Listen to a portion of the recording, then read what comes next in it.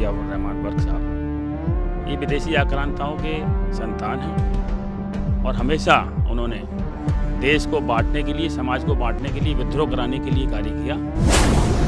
बात करूंगा कानून की दृष्टि में कौन मुलजिम है मुझे नहीं मालूम, लेकिन मेरी दृष्टि में अगर वो जो 5 हत्याएं हुई हैं उनके असली हत्यारे अगर कोई हैं तो वो यहाँ के सांसद जियाउर रहमान बर्क हैं। प्रशासन से ये मांग करूंगा कि वो तत्काल प्रभाव से इनको गिरफ्तार करें और तुरंत हो जाना चाहिए गिरफ्तार उनके लिए। अभी तक क्यों नहीं हुए हैं, तमाम जनता इस बात को कह रही है।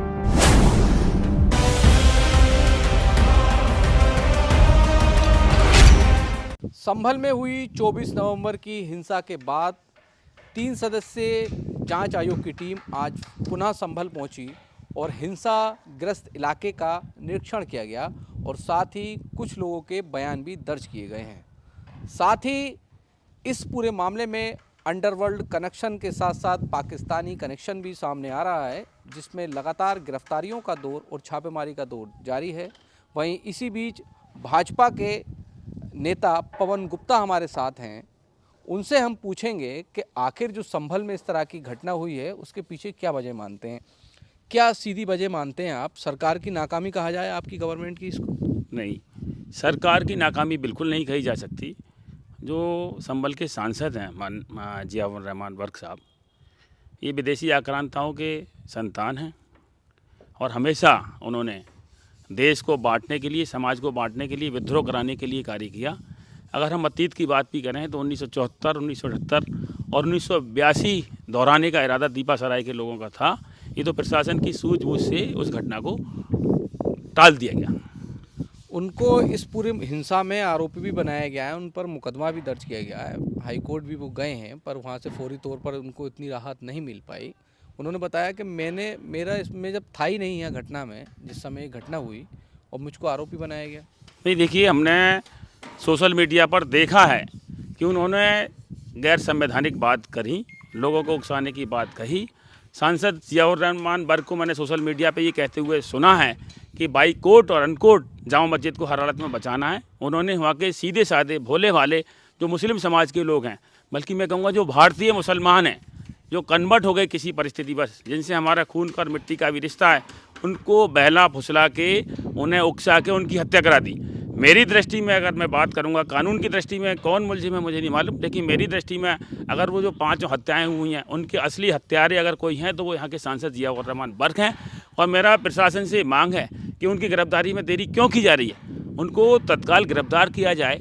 बाकी वो लोग जो गरीब कमज़ोर लोग हैं जिनको उन्होंने उकसाया था, यह कहना जो उनसे बहक गए थे, उनको तो प्रशासन गिरफ्तार कर रहा है। अगर कानून की नज़र में वो भी अपराधी है तो हम ये नहीं कह रहे उनको गिरफ्तार नहीं की जाए, लेकिन सबसे पहले अगर प्रशासन ने भी चिन्हित किया है कि उन्होंने उकसाने का काम किया है तो उनको तत्काल प्रभाव से उन्हें गिरफ्तार किया जाना चाहिए।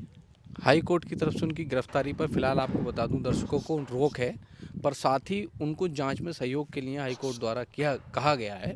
पर आप देख रहे हैं कि जिस तरह से अब संभल में अंडरवर्ल्ड कनेक्शन की बात कही जा रही है, दाऊद गैंग के कुछ लोगों का नाम आ रहा है कि उस गैंग से जुड़े हुए उसकी गिरफ्तारी हुई है। 70 लोग अब तक गिरफ्तार हो चुके हैं।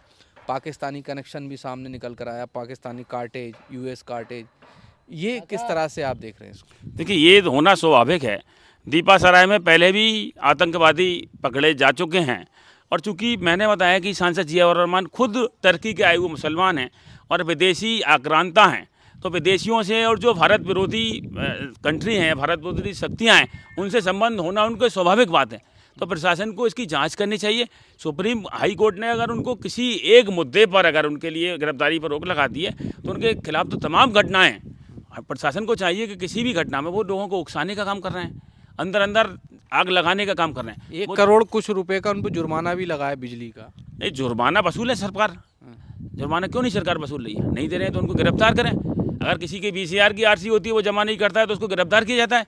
आखिर प्रशासन क्यों देरी कर रहा है उनको गिरफ्तार करने में? सरकार तो आपकी है, प्रशासन तो आपके नहीं। मैं तो प्रशासन से ये मांग करूँगा, प्रशासन से ये मांग करूँगा कि वो तत्काल प्रभाव से इनको गिरफ्तार करें और तुरंत हो जाना चाहिए गिरफ्तार उनके लिए। अभी तक क्यों नहीं हुए हैं, तमाम जनता इस बात को कह रही है। नहीं तो हाई कोर्ट की तरफ से रोके ना, इसलिए गिरफ्तार नहीं, हाई कोर्ट के एक मुकदमे में रोके सर। हाँ, उसमें बिजली वाले की बात कर रहे हैं। अभी तो दूसरे मुकदमे जो लिखे गए जिसमें उकसाया, उसके लिए क्या करेंगे? उसमें क्यों नहीं गिरफ्तार कर रहे? जिसमें दूसरी गिरफ्तारी हो रही है, उन्होंने लोगों को उकसाने का काम किया, उसमें तत्काल गिरफ्तार किया जाना चाहिए। मैं तो कहूँगा सबसे पहले मेन अभियुक्त हैं वो, उनको सबसे पहले गिरफ्तार करना चाहिए। जो सहयोगी अभियुक्त हैं उनके लिए गिरफ्तार किया जा रहा है। और जो 5 लोगों की जान गई उनके विषय में? उनके असली हत्यारे सांसद जियाउर बर्क है, मैंने आपको बताया। मेरी दृष्टि में, कानून की दृष्टि में क्या है मुझे नहीं मालूम, क्योंकि उन्होंने उकसाने का काम किया। वो चाहते थे कि 1978 और 1982 दोहराई जाए, लेकिन प्रशासन ने, जिला प्रशासन ने बड़े सूझबूझ से काम लिया और उस घटना को किसी तरह से टाला था। देखिए, ये थे पवन गुप्ता, जिनका कहना है, और लगातार ये इनकी सोशल मीडिया पर भी ये मांग उठा रहे हैं कि जो सांसद हैं समाजवादी पार्टी के जियाउर रहमान बर्क, उनकी गिरफ्तारी होनी चाहिए, क्योंकि अलग अलग कई मुकदमे उनके खिलाफ दर्ज हैं।